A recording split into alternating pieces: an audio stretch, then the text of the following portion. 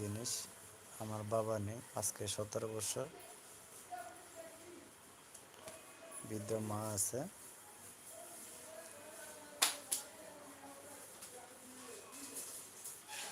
সবাই মা বাবার প্রতি একটু যত্ন রাখবেন,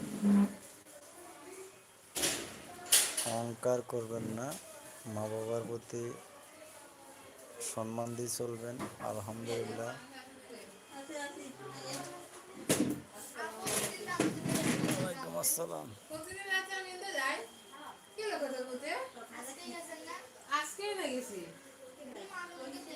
আপনি যদি আপনার মা বাবাকে সম্মান দেন, ঠিক আপনার ছেলের সন্তানও আপনাকে এরকম সম্মান দিবে।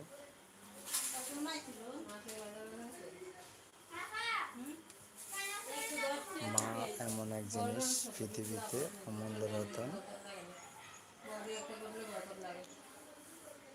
মা বাবাকে সম্মান এবং শ্রদ্ধা করবেন, কখনো চোখ রাঙিয়ে কিছু বলবেন না।